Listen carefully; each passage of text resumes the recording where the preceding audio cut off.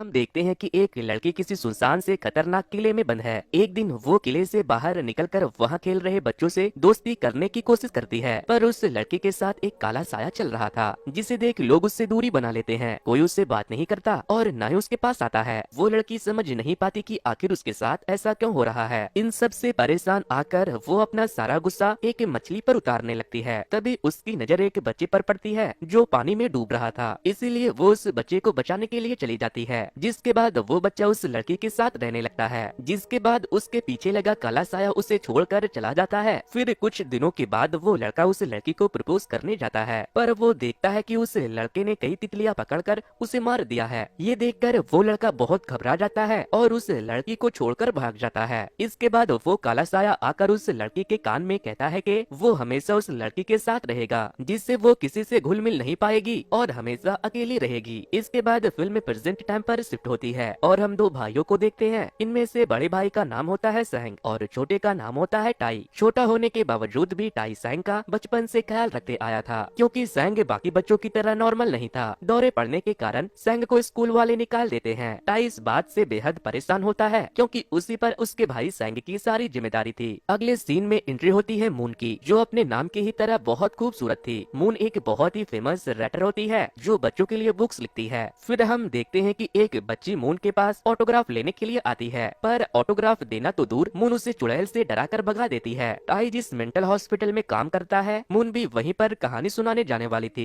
Moon drive कर रही थी, तभी उसे किसी दूसरे मेंटल हॉस्पिटल से नर्स जूरी का कॉल आता है। जूरी कहती है कि उसके पापा के सर्जरी कराने के लिए हॉस्पिटल को मून के साइन की जरूरत है, जिस पर मून कहती है कि उसके पापा उसके लिए बहुत पहले ही मर चुके हैं। फिर जब मून हॉस्पिटल में कहानी सुना रही थी, तभी एक पेशेंट को दौरा पड़ जाता है, इसीलिए मून को अपनी स्टोरी टेलिंग वहीं पर रोकनी पड़ती है। इसके बाद वो पेशेंट अपनी ही बेटी को बिना किसी कारण मारने लगता है। मून जब उसे बचाने के लिए जाती है तो वो मून का गला पकड़ लेता है। तभी मून को वो दिन याद आता है जब उसके पापा ने भी उसका गला उसी तरह दबाया था। इतने में टाई वहाँ आ जाता है और मून को उस मेंटल पेशेंट से छुड़ा लेता है। मून को उस पेशेंट पर इतना गुस्सा आता है कि वो छुरा लेकर उस पर हमला करने वाली थी, लेकिन तभी उसे रोकने के चक्कर में टाई को भी चोट लग जाती है। इतना ही नहीं, वो अपने लापरवाही के वजह से अपनी जॉब से भी हाथ धो बैठता है। हॉस्पिटल से घर लौटते वक्त टाई को उसका बेस्ट फ्रेंड जैसू मिलता है। जैसू को जब पता लगता है कि टाई को जॉब से निकाल दिया गया है, तो वो भी अपसेट हो जाता है, लेकिन टाई उससे कहता है कि अच्छा ही हुआ, क्योंकि स्प्रिंग सीजन आने वाला है, इसीलिए वो कुछ दिनों के लिए सैंग को लेकर कहीं और चला जाएगा। दरअसल सैंग को बटरफ्लाई से डर लगता है, इसीलिए टाई उसे स्प्रिंग सीजन खत्म होने तक कहीं और रहने के लिए ले जाने वाला था। मून की वजह से टाई की जॉब चली गई थी, इसीलिए मून का मैनेजर ली टाई को मुआवजा देने के लिए कॉल करता है, मगर टाई को पैसों से कोई मतलब नहीं होता। वो बस सैंग के लिए मून का ऑटोग्राफ लेने चला जाता है। मून और टाई एक दूसरे से बात कर रहे थे, लेकिन उन दोनों में किसी बात को लेकर बहस हो जाती है। तभी टाई की नजर मून की आंखों पर पड़ती है। वो उससे कहता है कि उसकी आंखें देखकर उसे उसके पहले प्यार की याद आती है। टाई दरअसल वही बच्चा होता है जिसे बचपन में मून ने डूबने से बचाया था। मून भी बिना कुछ कहे बोले बस टाई को देखते रहती है। दोनों बात कर ही रहे होते हैं कि तभी वहाँ मून की असिस्टेंट आ जाती है और मून से कहती है कि टाई को उसका ऑटोग्राफ चाहिए था। मून अपनी एक नई बुक पर साइन करके टाई को दे देती है। टाई के जाते ही मून अपनी असिस्टेंट को उस पर नजर रखने का ऑर्डर देती है और उसकी सारी इन्फॉर्मेशन उसे देने को कहती है। बस में टाई बुक ओपन करता है तो देखता है कि मून ने ऑटोग्राफ नहीं बल्कि अपनी नई बुक लॉन्च पार्टी के लिए उसे इनवाइट किया है। वो इस बात से अपसेट हो जाता है, क्योंकि वो नहीं चाहता था कि वो मून को दोबारा देखे और उसे अपने बचपन का प्यार याद आए। सैंग को जब पार्टी के बारे में पता चलता है तो वो बहुत ही एक्साइटेड होकर नाचने लगता है। सैंग की खुशी देख के टाई को उस पार्टी में जाना पड़ता है। पार्टी में सैंग को एक आदमी चिढ़ाने लगता है और उसके बाल खींचता है, जिससे कि सैंग को दौरा पड़ जाता है और वो आउट ऑफ कंट्रोल हो जाता है। टाई उसे गले लगाकर शांत करवाता है। ये सब कुछ मून भी देख लेती है। वो उस आदमी से कहती है कि वो सैंग से माफी मांगे, क्योंकि वहाँ मीडिया भी मौजूद थी।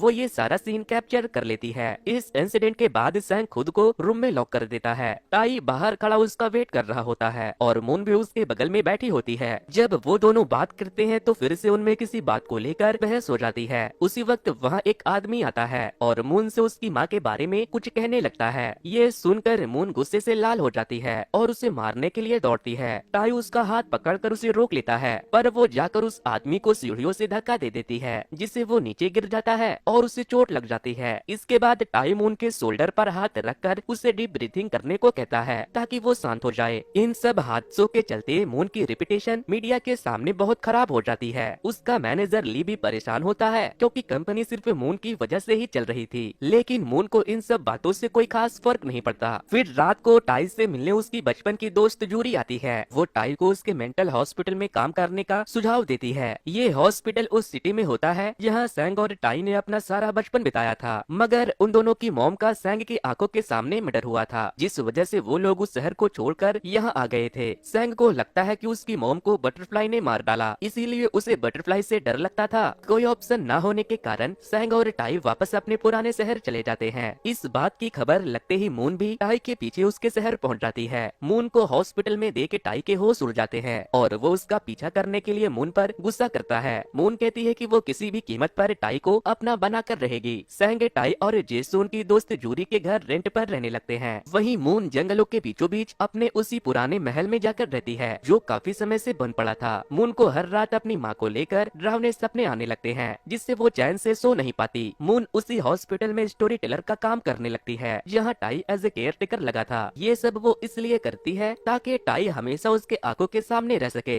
हॉस्पिटल के डायरेक्टर टाई को अच्छी तरह जानता है। टाई सैंग को डायरेक्टर के पास छोड़ देता है ताकि उसे मून के वहाँ होने का पता न लग सके। डायरेक्टर सैंग को पेंटिंग बनाने का टास्क देता है, जिसे सैंग बखूबी पूरा कर देता है। इस टास्क के लिए सैंग डायरेक्टर से फीस मांगता है। एक्चुअली सैंग भी पैसे सेव कर रहा था ताकि उन दोनों भाइयों को बटरफ्लाई के डर से एक शहर से दूसरे शहर शिफ्ट न होना पड़े। हॉस्पिटल में मून हर समय टाई की परछाई की तरह उसके पीछे रहती है। फिर जब दोनों कार से घर जा रहे होते हैं तब मून टाई से मजाक में कहती है कि वो उसे किडनैप कर लेगी और फिर उसे खूब मजे करवाएगी क्योंकि टाई को प्यार की जरूरत है। ये सुनकर टाई के दिल में भी मून के लिए एक सॉफ्ट कॉर्नर बन जाता है। दोनों एक साथ लंच करने जाते हैं। खाना खाते वक्त टाई को मून के मैनेजर ली का कॉल आता है। वो उससे कहता है कि मून की रेपुटेशन डाउन होने के कारण उसकी नई बुक को बैन कर दिया गया है। ली ये भी कहता है कि अब अगर मून को अपनी इमेज बचानी है तो उसे एक और नई बुक लिखनी पड़ेगी। अगर उसने ऐसा नहीं किया तो इससे ली और मून दोनों लॉस में चले जाएंगे। मगर मून के सर पर तो टाई को पानी का बुखार चढ़ा था।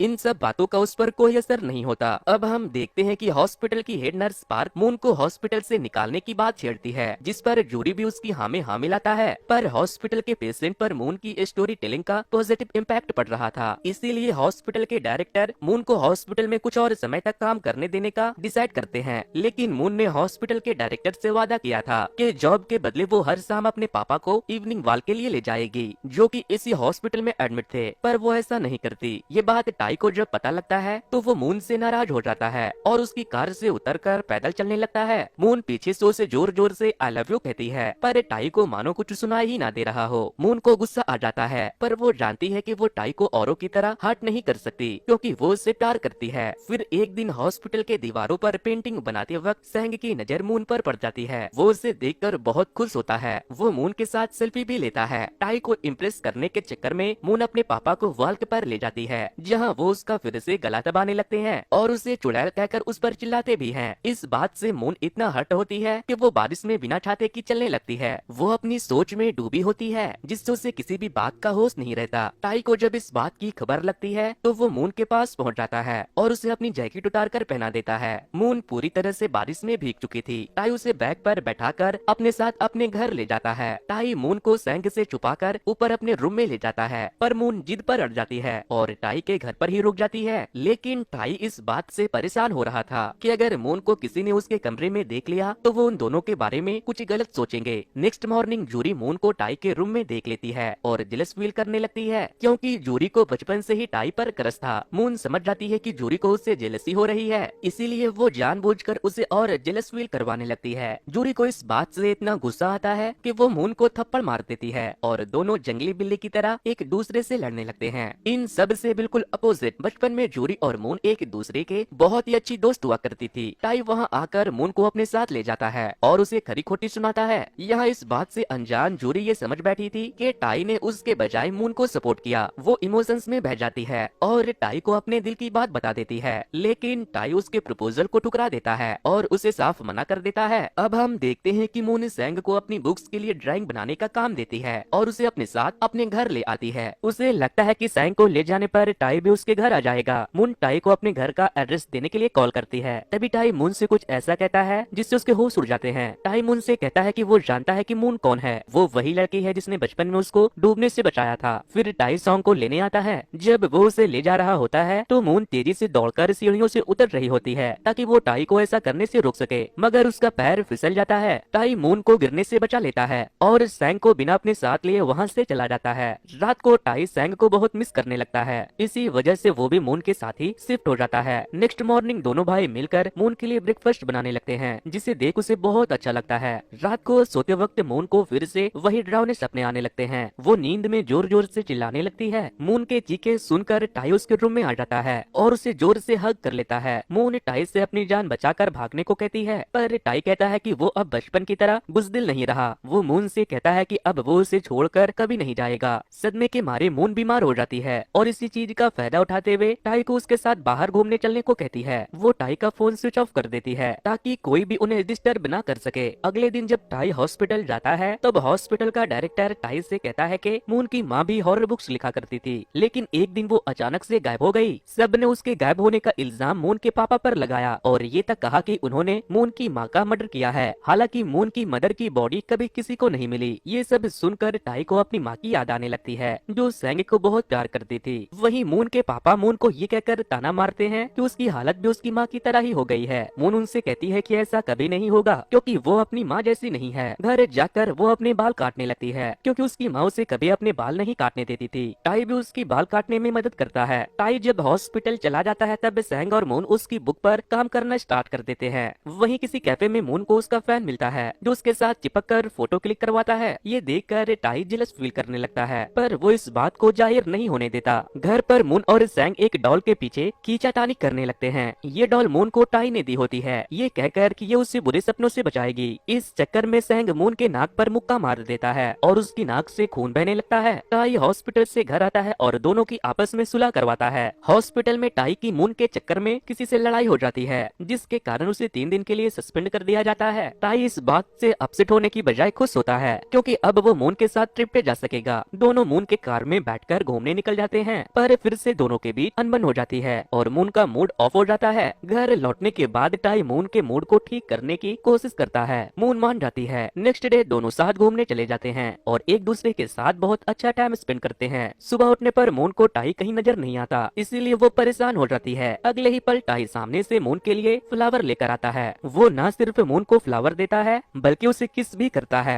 वहीं हॉस्पिटल में कोई गलत अफवाह फैला देता है कि मून और टाई की जल्द शादी होने वाली है, लेकिन सैंग ये बात सुनकर टाई से गुस्सा हो जाता है। वो सभी के सामने टाई को उल्टा सीधा कहकर सुनाता है और उसकी सबके सामने बेइज्जती कर देता है। सैंग ये तक कह देता है कि बचपन में जब सैंग पानी में गिर गया था तब टाई उसे पानी से बाहर निकालने के बजाय वहाँ खड़ा होकर देखता रहा। कुछ देर बाद उसे सैंग पर तरस आया और उसने उसे पानी से बाहर निकाला, मगर सैंग को बचाने के दौरान वो खुद पानी में गिर गया था, जिसके बाद मून ने आकर उसे डूबने से बचाया था। इन सब के बारे में मून भी जानती थी। होता यूं है कि एबनॉर्मल होने के कारण सैंग की माँ सैंग की ज्यादा केयर करती थी। इसी वजह से बचपन में टाई सैंग को पसंद नहीं करता था। ये सब सुनकर टाई टूट जाता है और अकेले में जाकर रोने लगता है। मून उसे संभालती है और उसे कहती है कि इन सब में उसकी कोई भी गलती नहीं थी। टाई मून से कहता है कि उन दोनों को अब एक दूसरे से दूरी बना लेनी चाहिए और वहाँ से चला जाता है। मून एक बार फिर अकेली हो जाती है। घर पर सैंग टाई को इग्नोर कर रहा था। टाई बचपन में की उस गलती के लिए सैंग से माफी मांगता है, जिसके बाद दोनों भाई एक दूसरे को हग करके रोने लगते हैं। रात को मून और टाई एक दूसरे को बुरी तरह मिस करने लगते हैं। वहीं हॉस्पिटल की एक पेशेंट मून को अपनी मॉम समझ बैठती है और उससे चोट पहुंचाने के इरादे से उसी वक्त मून के हाथ पर कट लग जाता है। जब टाई को इस बात का पता लगता है तो वो मून के घर पहुंच जाता है। उसके हाथ पर लगा जख्म देख टाई को मून के लिए बुरा फील होता है। वो उससे किस करने लगता है। इसके बाद टाई मून को बताता है कि सैंग ने अपनी मॉम का खून होते हुए देखा है। मर्डरर ने बटरफ्लाई का हेयर क्लिप पहना था।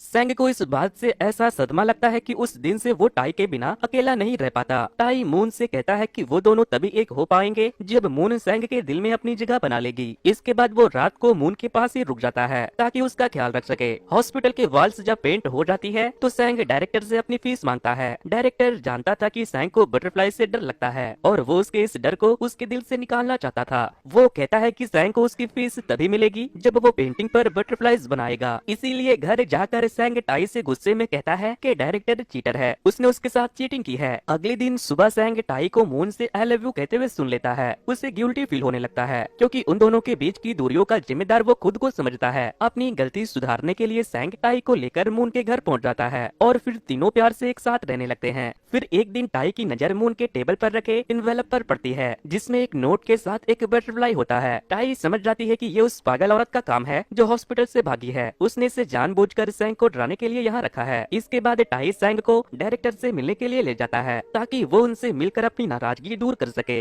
सैंग पहली बार उस इंसिडेंट के बारे में टाई के अलावा किसी और को बताता है, यानी कि डायरेक्टर को। वो कहता है कि उसकी माँ का जिस लेडी ने मर्डर किया था उसके बालों में 2 बटरफ्लाइज के हेयर क्लिप लगे हुए थे। घर लौटकर टाई को मून के घर पर उसकी फैमिली फोटो मिलती है, मगर फोटो में मून की मॉम की शक्ल को बिगाड़ दिया गया था। हालांकि टाई को मून की मॉम की शक्ल तो नजर नहीं आती, पर उनकी जैकेट पर लगी वो 2 बटरफ्लाई वाली हेयर पिन नजर आती है, जो ठीक वैसी ही थी जैसे सैंग ने डिस्क्राइब की थी। टाई के पैरों के तले जमीन खिसक जाती है। वो डायरेक्टर को बताता है कि उसकी मॉम का मर्डर मून की मॉम ने किया था। टाई सब कुछ जानते हुए भी मॉम से ये बात छुपाता है। यहाँ हॉस्पिटल में मून के डैड बहुत सीरियस कंडीशन में होते हैं। मरने से पहले मून के पापा हेड नर्स को बताते हैं कि मून की मॉम ने टाई और सैंग की मॉम का खून कर दिया था। ये उन्होंने देख लिया था, इसीलिए उन्होंने गुस्से में मून की मॉम को मार डाला। और मून ने उसके पापा को उसकी माँ का मर्डर करते हुए देख लिया था। तब से वो उनसे नफरत करने लगी। वो मून से सॉरी कहना चाहते हैं, मगर उसके वहाँ पहुँचने से पहले उनकी जान चली जाती है। नेक्स्ट सीन में हम देखते हैं कि हॉस्पिटल के वॉल पर वही 2 बटरफ्लाइज वाली पेंटिंग बनी है। सैंग जैसे उस बटरफ्लाई को देखता है वो वहाँ से डरकर भागने लगता है और चिल्लाते हुए कहता है कि इसी बटरफ्लाई ने मॉम को मारा था। मून को सब समझ आने लगता है। उसे शक होता है कि उसकी मॉम ने ही सैंग और टाई के मॉम को मारा है, इसीलिए वो टाई से इस बारे में पूछती है। टाई की चुप्पी देख उसका शक यकीन में बदल जाता है। अब यहाँ पर ये बात रिवील होती है कि हॉस्पिटल के हेड नर्स पार्क दरअसल मून की मॉम थी, जिसने प्लास्टिक सर्जरी करवा ली थी। वो अपने हस्बैंड यानी मून के पापा के मरने का वेट कर रही थी ताकि अपनी बेटी की जिंदगी में जहर घोल सके। सीसीटीवी फुटेज चेक करने पर हॉस्पिटल के डायरेक्टर और टाई को पता लगता है कि पार्क काफी समय से मून पर अपनी नजर बनाए हुए थी। उसने हॉस्पिटल के एक पेशेंट को भी जान से मार डाला था। मून शर्मिंदगी के मारे खुद को सबसे दूर कर लेती है, पर टाई उसे समझाता है कि इन सब में उसकी कोई भी गलती नहीं है और वो उसे छोड़कर कभी नहीं जाएगा। मून तब भी नहीं मानती, जिससे टाई सैंग को कॉल करता है और मून को खाना खिलाने को कहता है। सैंग मून के लिए खाना लेकर आता है और उसे बड़े प्यार से मनाकर खाना खिलाता है। यहाँ मून की आंखों से लगातार आंसू बह रहे होते हैं। वो सैंग से नजरें नहीं मिला पा रही थी क्योंकि उसे पता होता है कि सैंग के इस हालत का जिम्मेदार उसकी मॉम है। वो फूट फूट कर रोती है और सैंग से माफी मांगती है। सैंग उसे माफ करके गले लगाता है। फिर जब टाई घर आता है तो सैंग उससे कहता है कि जरूर तुमने मून को परेशान किया होगा, इसीलिए वो नाराज हो गई थी और इतना रो रही थी। इसके बाद पार्क किसी तरह सैंग को किडनैप कर लेती है और मून के पुराने घर ले जाती है। टाई सैंग को बचाने वहाँ पहुँच जाता है। वो टाई से कहती है कि वो चाहती थी कि मून भी उन्हीं की तरह इविल बने, पर मून बिल्कुल उसके अपोजिट निकली। इतना कहकर वो टाई पर हमला कर देती है। तभी वहाँ मून पहुँच जाती है। उसके हाथ एक पेन लगता है जिससे वो अपनी मॉम यानी पार्क पर हमला करने लगती है। टाई उसे ऐसा करने से रोकता है, पर उस पर हुए हमले के कारण वो खुद बेहोश हो जाता है। मून टाई को बेहोश देख बहुत घबरा जाती है। टाई के बेहोश होते ही मून की मॉम मून के बाल नोचने लगती है और उससे बाल काटने के कारण पूछती है, क्योंकि उन्होंने उसे बाल काटने से मना किया होता है। ये देख सैंग मून की मॉम के सर पर वार कर देता है। हॉस्पिटल के डायरेक्टर मून की मॉम को पब्लिक के हवाले कर देते हैं। मून टाई और सैंग से कहती है कि वो दोनों उससे दूर चले जाए, पर वो दोनों कहते हैं कि मून उनकी फैमिली है और फैमिली से कभी दूर नहीं हुआ जा सकता। सीरीज के एंड में टाई मून को आखिरकार प्रपोज कर देता है, पर मून बिना कोई रिस्पॉन्स दिए वहाँ से चली जाती है। ठीक उसी तरह जिस तरह मून के आई लव यू कहने पर टाई चला गया था। फिर घर पर दोनों एक दूसरे को किस करते हैं और कुछ रोमांटिक मोमेंट स्पेंड करते हैं। मून सैंग के साथ मिलकर अपनी नई बुक खत्म कर देती है, जो सैंग मून और टाई के लाइफ पर बेस्ड होती है। बुक को लोग काफी पसंद करते हैं और उसकी कई कॉपीज बिक जाती है। ये देख सैंग को बहुत खुशी होती है। अब उसके दिल से बटरफ्लाई का डर भी निकल गया था। ली सैंग को अपनी कंपनी में आर्टिस्ट का जॉब दे देता है और हॉस्पिटल के डायरेक्टर सैंग को एक प्यारी सी वैन गिफ्ट करता है, जिसमें टाई, सैंग और मून तीनों